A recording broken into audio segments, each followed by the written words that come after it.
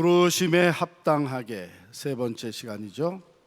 교회로 부름받은 사람들, 바로 우리들입니다. 교회로 부름받은 사람들. 여러분은 미국에 오시기 전에 한국에서 어느 교회에서 신앙생활을 하셨습니까?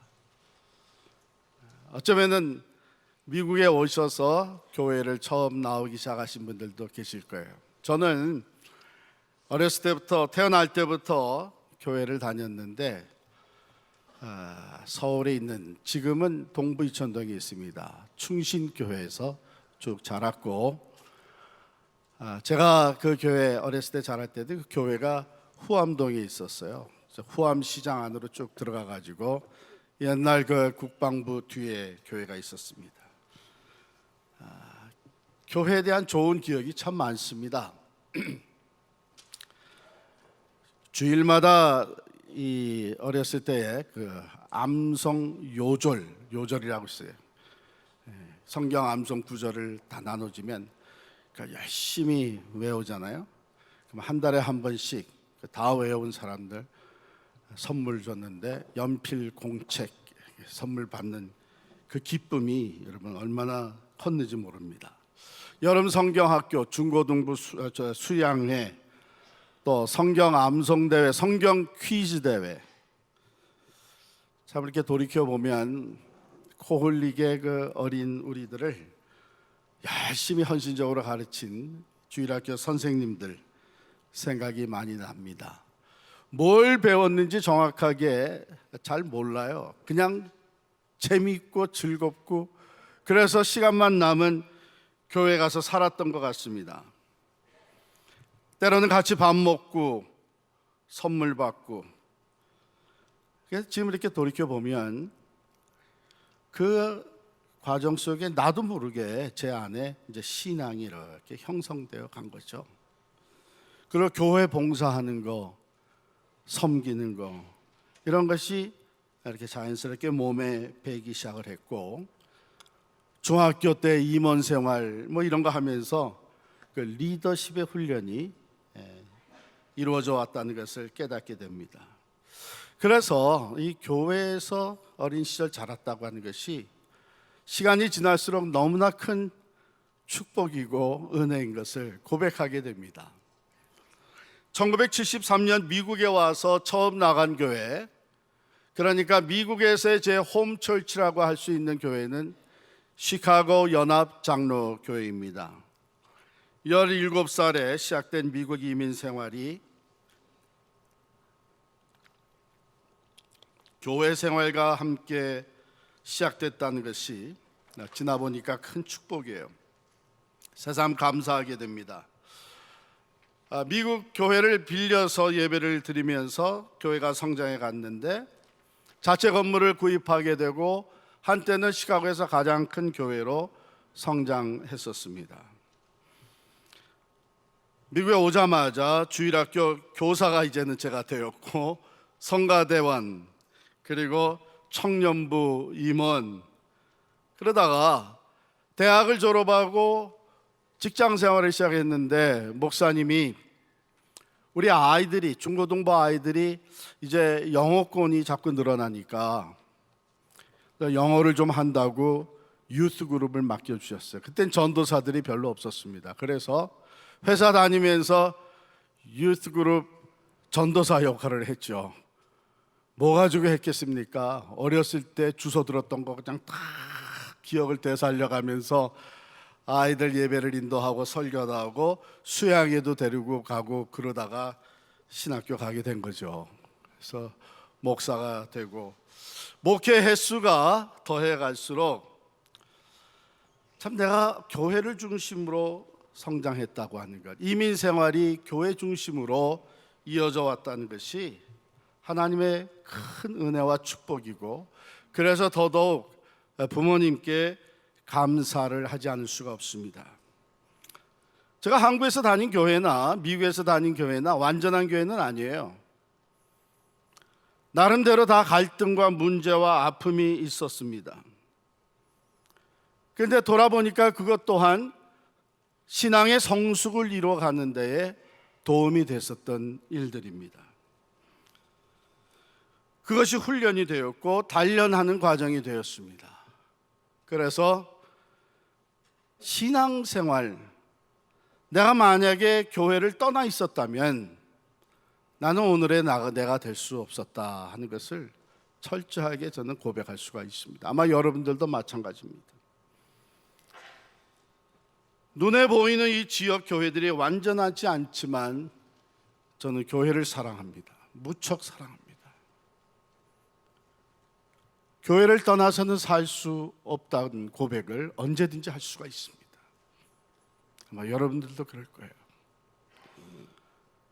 그러니 교회라는 게 뭡니까? 우리가 잘 아는 대로 교회라고 하는 단어는 헬라 말로 에클레시아로 쓰여져 있는데, 이 에클레시아라고 하는 단어의 뜻은 부름받다 또는 불러내다, 그런 뜻이에요. 교회란 세상에서 부름받은 사람들, 즉 하나님이 예수 그리스도 안에서 불러내신 사람들의 gathering, 모임이 교회입니다. 교회는 보이는 교회, 보이지 않는 교회 크게 둘로 나눠요. visible church, invisible church로 나누어지는데, 보이는 교회, 필그림 선교 교회 같이 보이는 교회는 어떤 제도와 형식을 갖춘 유형 교회입니다. 보이지 않는 교회는 믿는 자들이 흩어져 존재하는 무형 교회입니다. 이 무형 교회는 유형 교회를 건설하고 확장하는 토대가 되는 매우 중요한 교회이죠. 무형 교회. 어느 미국 교회 앞에 사인이 붙어 있었습니다. CH blank blank CH. 그러고선 퀘스천이 What is missing? 그랬어요. 답이 뭐예요? You are. You are the church. 그런 사인이에요. 건물이나 조직이나 이런 거 이전에 부르심을 받은, 예수 그리스도 안에서 부르심을 받은 사람들의 모임, 그게 교회입니다. 그러므로 교회는 건물 안에서뿐만이 아니라 건물 밖에서도 흩어져 살아가는 삶의 영역에서 부름받은 사람들이 곧 교회로 존재하는 거예요. 자, 그런데 이렇게 부름받음으로 말미암아 우리에게 새롭게 주어진 아이덴티티, 신분에 대해서 세 가지 단어가 소개가 돼요. 19절 한번 보실까요? 그러므로 이제부터 너희는 외인도 아니요 나그네도 아니요 오직 성도들과 동일한 시민이요 하나님의 권속이라. 성도, 시민, 권속, 세 가지 단어입니다. 성도라고 하는 뜻은 우리가 잘 아는 대로 예수 그리스도 안에서 하나님께 속한 사람으로 부름받은 거룩한 사람들이라고 하는 얘기입니다. 그런데 착각하지 마세요. 우리가 거룩한 삶을 살기 때문에 성도로 부름받은 것이 아니고, 우리는 세상에 있는 다른 모든 사람들과 똑같이 거룩하지 않은 삶을 살고 있었는데 하나님께서 우리를 성도로 부르셨기 때문에 거룩한 삶을 살아가는 거예요. 우리 또한 모두가 다 우리의 죄와 허물로 영원히 죽었던 사람들입니다. 그런데 하나님이 우리를 예수 그리스도 안에서 구원하시고 교회로 불러주심으로 인해서 우리는 이제 거룩한 삶을 살아가는 성도가 된 줄을 믿습니다. 두 번째, 시민. 하나님 나라에 속한 백성이라는 것이죠. 하나님 나라의 시민권을 소유한 사람들입니다. 우리 크리스천들은 이 땅의 나라에 속해서 훌륭한 시민으로 살 뿐만이 아니라 하나님 나라에 속한 시민으로 살아갑니다. 여러분, 우리가 이민 와서 살면서 맨 처음에 영주권을 받고 그 다음에 시민권을 받습니다. 이 중에도 시민권을 소유한 사람들이 많을 거예요. 그러면 우리는 미국의 시민이 되어서 미국의 법을 따르는 사람이 되는 것입니다. 마찬가지로 우리가 하나님 나라의 시민이라고 하는 것은 하나님의 법을 따르는 거예요. 하나님께서 하나님의 말씀 성경을 통해서 우리에게 보여주시는 하나님의 법, 하나님의 말씀, 이젠 그것을 따르는 하나님 나라의 시민이 된 것입니다. 역시 하나님 나라의 시민이라는 것은 하나님의 백성으로서 하나님의 다스림을 받으며 하나님의 말씀과 법을 따르는 사람들이다. 그 다음에 권속. 요즘에 이 단어 잘 안 쓰죠. 권속이라는 거. 그 말 자체는 집 또는 가족 그런 뜻입니다. 그래서 영어로 보게 되면 We now became members of God's household. 하나님의 집의 members, 가족이 된 거예요. 예수 그리스도 안에서 한 피 받아 이제는 한 형제 자매가 되어 한 하나님 아버지라고 우리가 부르면서 하나님의 한 가족이 되어서 살아가는 거예요.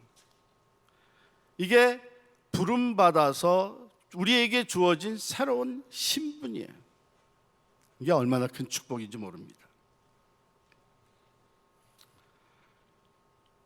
하나님의 다스림을 받는 가장 선하시고 완전하시고 전능하신 만복의 근원이 되시는 그 하나님 나라에 속해서 그 하나님의 다스림을 받는 백성이 되었고, 그 하나님을 아버지라고 부르면서 우리 지난주일에 말씀을 나눴죠.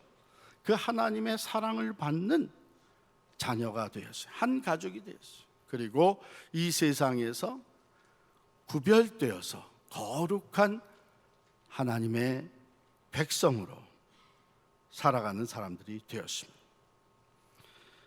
사도 바울은 이렇게 교회로 부름받은 사람들이 교회를 건물에 비유하고 있습니다. 여러분 건물을 세워볼 때 건물 져보셨어요? 저는 건물을 져본 적은 없습니다. 전원집에 들어가서 살고는 있었지만 져본 적은 없는데, 건물을 짓기 위해서 제일 먼저 결정하는 것이 무엇이겠어요? 어디다 질 것이냐. 파운데이션이 중요하죠. 어느 터 위에 건물을 세울 거냐. 이게 너무나 중요하죠. 여러분께서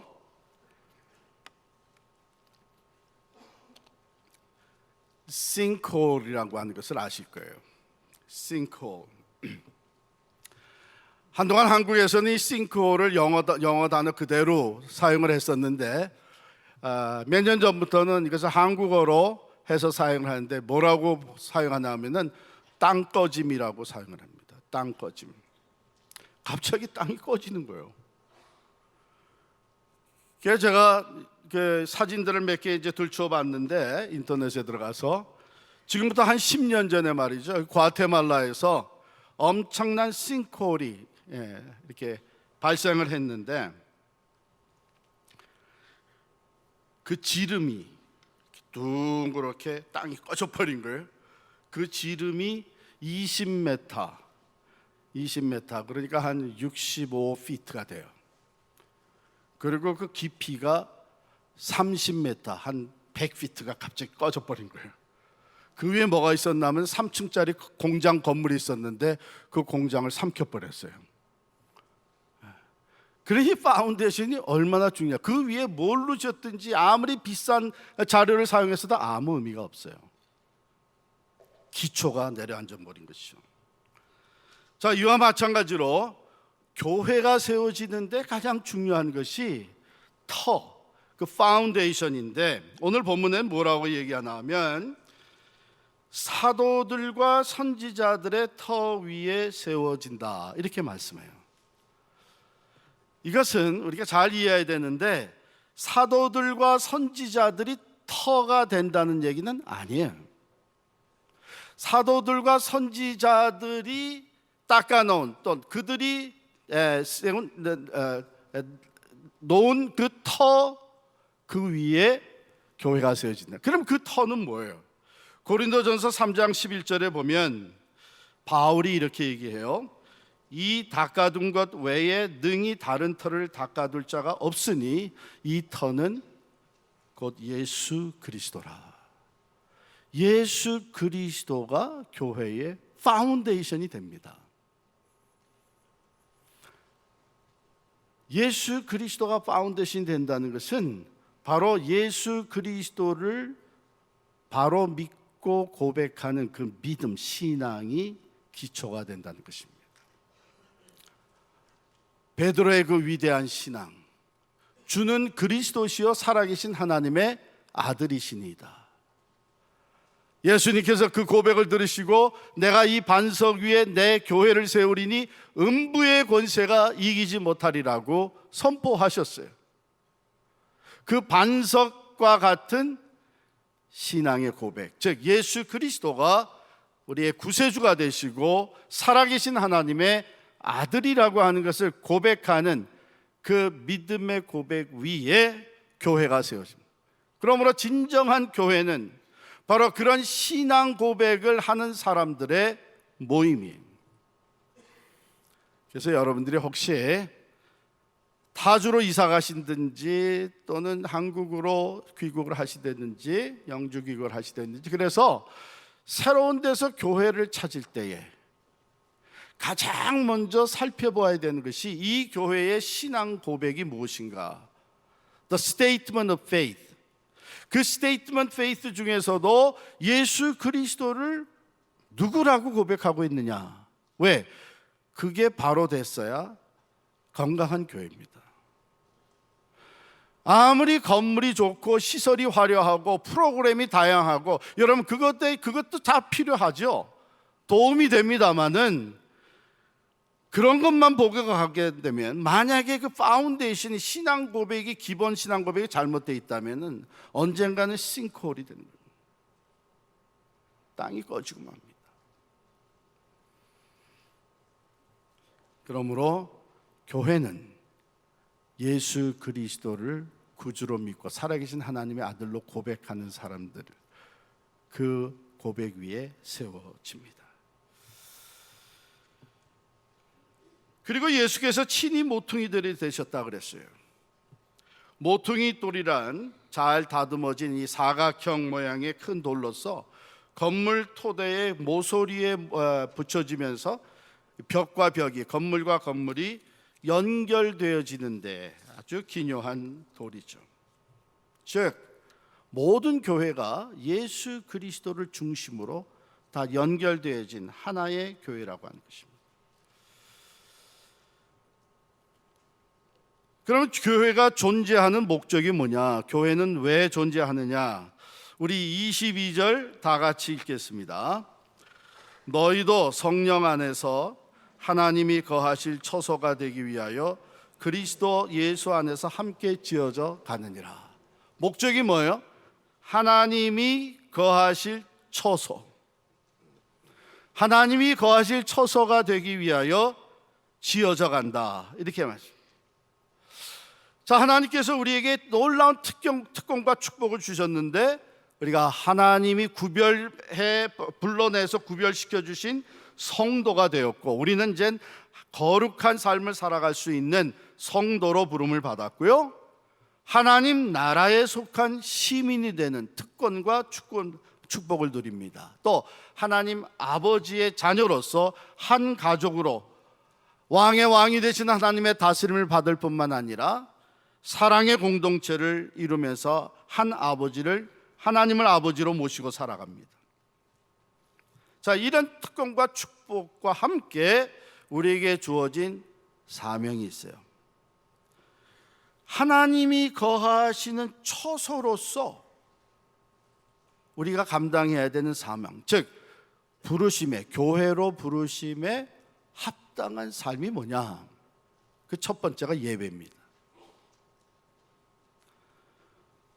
우리들의 모임 가운데 하나님이 거하신다면 당연히 제일 먼저 해야 되는 것이 그 하나님을 영화롭게 해드리는, 그 하나님을 찬양하고 경배하는 예배가 첫 번째 사명이에요.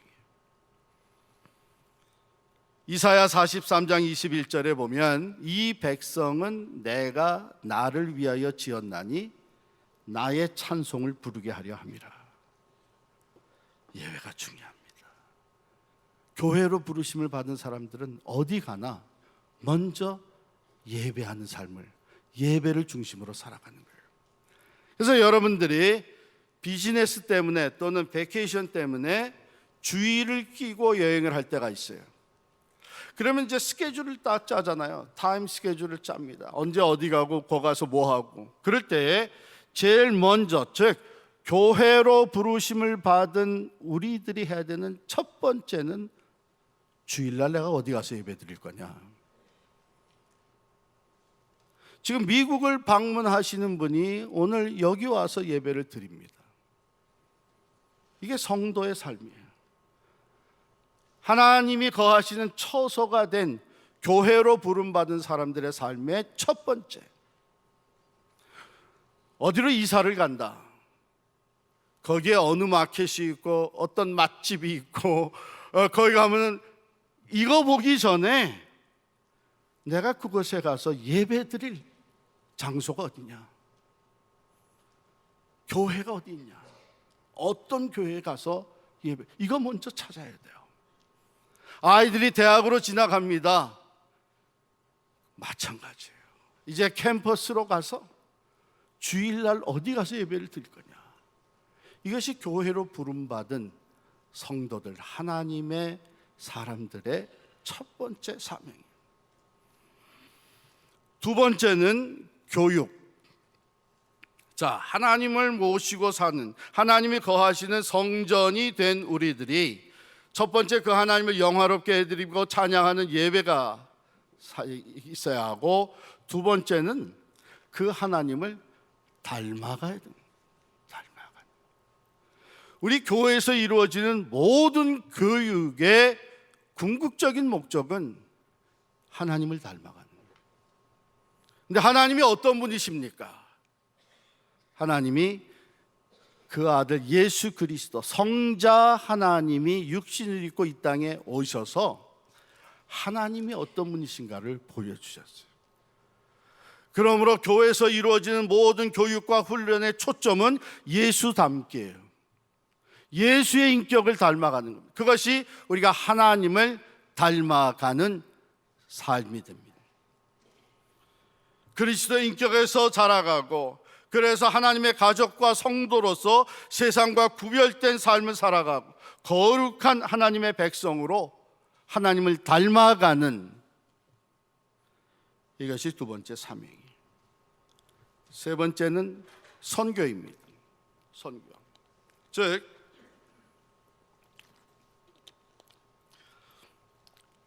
우리 안에 거하셔서, 하나님이 거하시는 성전, 우리 안에 거하셔서 예배를 받으시고 우리로 하여금 하나님을 닮아갈 수 있는 교육과 훈련이 이루어지고, 그리고 세 번째는 하나님이 우리를 통해서 하나님의 일을 펼쳐 가시는 거예요. 그것을 우리가 전도 또는 선교, 미시오 데이, God's mission이죠. 여기 보면 22절에 그리스도 예수 안에서 함께 지어져 가느니라, 이 단어 시제는 현재 진행형입니다. 지금도 계속 진행되고 있는 것입니다. 뭐가요? 교회가 지어져 가는 것, 더 성숙해 가고 더 확장되어 가는 것. 무엇을 통해서? 하나님의 미션을 통해서 영혼 구원과 지역사회 복음화와 세계 선교를 통해서 하나님의 거하시는 처소가 땅끝까지 확장되어 가는 것입니다. 바로 이 일에 부르심을 받아서 쓰임받는 것이 우리들의 사명이에요. 하나님의 교회는 지속적으로 세상으로 나아가 복음을 전하고 구원의 열매를 맺어 성장하고 확장되어 나가야 됩니다. 당연히 교회는 하나로 지어져 간다고 말씀합니다. 우리가 부르심에 합당하게 첫 번째 시간에 나눈 말씀이 뭐예요? 성령의 하나 되게 하신 것을 힘써 지키라. 하나 되는 것이, 한 주님, 한 믿음, 한 세례, 한 하나님 아버지, 한 성령 안에서 우리는 하나가 되었고 서로 하나가 되어서 하나님의 미션을 감당하며 지어져 갑니다. 그래서 오늘 말씀해 보면 그의 안에서 건물마다 서로 연결하여 또 함께 지어져 가느니라.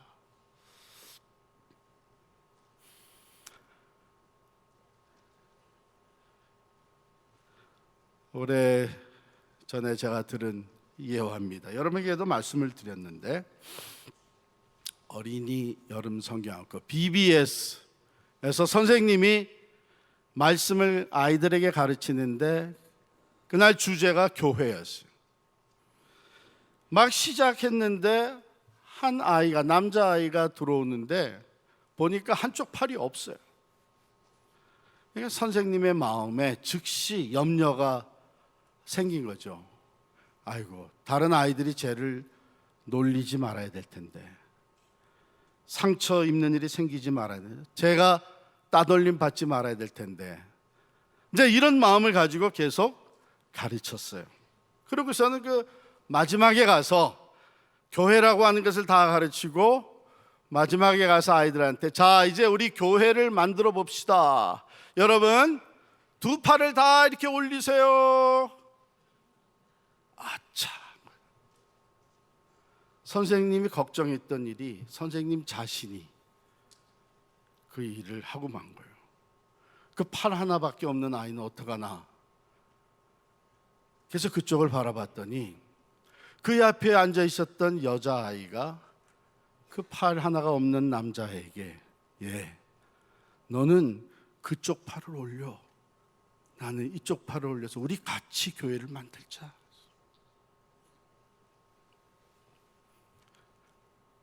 교회는 절대로 혼자 만들어가는 것이 아닙니다. 함께 지어져 가는 겁니다. 공동체적인 것입니다.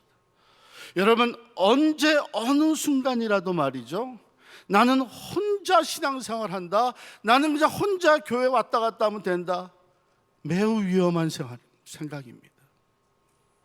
교회는 함께 지어져 가게 되어 있습니다.